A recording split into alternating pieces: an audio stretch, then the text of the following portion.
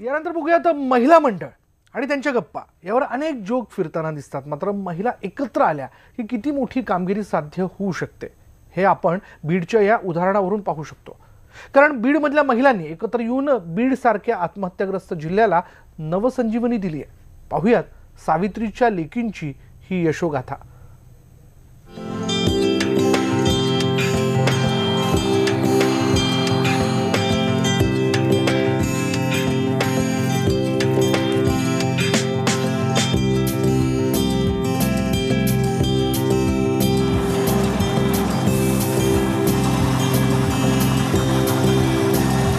या सगळ्या कामांच्या मागे हात आहेत ते या रणरागिणींचे।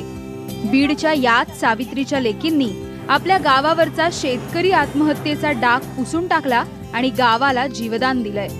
बीडमधलं हे लोळत गाव 20 वर्षांपूर्वी या सगळ्या बचत गटांच्या माध्यमातून एकत्र आल्या आणि पाहता पाहता बचत गटाच्या माध्यमातून त्यांनी उद्योग सुरू केले।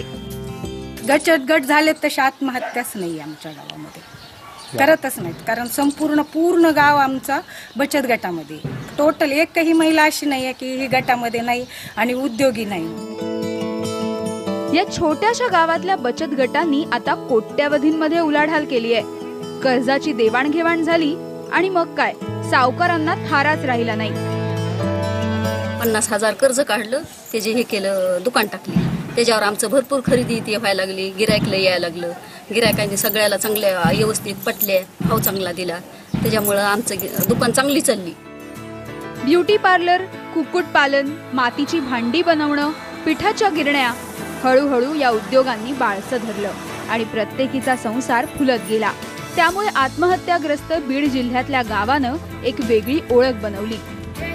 या बचत गटांच्या महिलांमुळे त्यांचा जागृती वाढली, शासनाच्या योजनांचा लाभ घेण्याच्या संदर्भामध्ये त्यांची जाणीव वाढली, त्याच्यातून उद्योगधंदा मिळाला। महालक्ष्मी सरससारखं मोठं बचत गटाच्या प्रदर्शनामध्ये बचत गटांच्या महिलांच्या मुलांना वाव मिळाला। त्याच्यामुळे खरंच मला वाटतं की शेतकरी कुटुंबातील, गरीब ग्रामीण कुटुंबातील महिलांना बचत गटाच्या चळवळीमुळे आर्थिक आधार मिळाला। एकमेकींच्या हातात हात देऊन आणि एकमेकींना पुढे जाण्याचं बळ देत या लेकी सक्षमपणे आपल्या पायावर उभ्या आहेत। त्यामुळे या सावित्रीच्या लेकींचा वसा घेतला तर बाई सोबतच तिचं कुटुंबही समृद्ध व्हायला वेळ लागणार नाही। सुरेश जाधव सह bureau report, news 18 Lokmat, Beed. मात्र गुहागर मधल्या एका लेकीनं आपल्या 70% अपंगत्वावर मात करत तब्बल 21 किलोमीटर मॅरेथॉन पूर्ण केली आहे। काय अशी ही जिद्द आहे, बघूयात।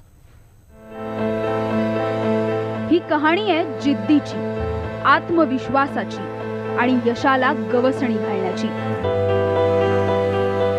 कविता कदम यांच्या या असामान्य कामगिरीनं सर्वांनाच आश्चर्याचा धक्का दिलाय। कारण 70% अपंगत्व आलेलं असतानाही त्यांनी तब्बल 21 किलोमीटरची मॅरेथॉन पूर्ण केली आहे। गुहागरच्या पाटपन्हाळे मॅरेथॉन स्पर्धेत कविता यांनी सहभाग घेतला आणि 21 किलोमीटरचं अंतर कापून आयुष्याची शर्यतही जिंकली।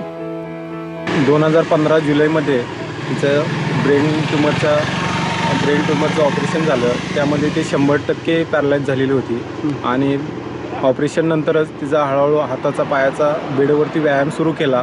हळूहळू जसजशी ती पुढं गेली तसतसं तिला बसून, उभा राहून, हळूहळू चालवून अशा पद्धतीचा व्यायाम करत करत फिजिओ बॉल, स्विमिंग टँक, ग्राउंडवरचा व्यायाम, जसं बीचवरती आम्ही वेगवेगळ्या प्रॅक्टिस केलेली आहेत।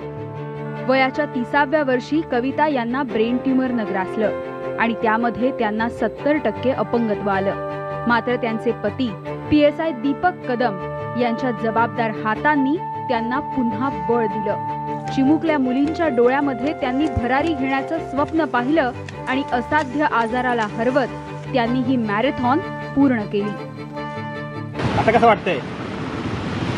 मस्त। काय ठरवलं होतं का की ही स्पर्धा आपल्याला पूर्ण करायचीच आहे? हो, ठरवलेलं आणि मिस्टरांनी माझ्या खूप साथ दिली मला। ज्या पायांमध्ये उभं राहण्याचं बळ नव्हतं ते पाय आता धावू लागलेत। वरवर बघताना ही किमया वाटत असली तरी त्यामागे आहे अपार इच्छाशक्ती आणि प्रयत्नांची पराकाष्ठा. तिनं असा विचार केलेला आहे की मी एकटी फक्त ह्या व्यायामध्ये न येता माझ्यासारखे म्हणजे तिच्यासारखे असे अनेक अपंग झालेले पॅरलाइज झालेले लोक यांनाही तिच्यासोबत सुधारावं म्हणून ती एका संस्थेद्वारे फिजिओथेरपी सेंटरची चालू करणार आहे. एक अपंग व्यक्ती ही स्पर्धा पूर्ण करू शकते, म्हणजे त्यांच्या अंगामध्ये असलेली एक ऊर्जा ही त्याच्या फिनिशिंग पॉईंटपर्यंत तिला घेऊन गेली आणि अपंग विद्यार्थीसुद्धा किंवा अपंग स्पर्धकसुद्धा स्पर्धा पूर्ण करू शकतो ही त्यांनी सगळ्या खेळाडूंना एक आदर्श घालून दिलेला आहे.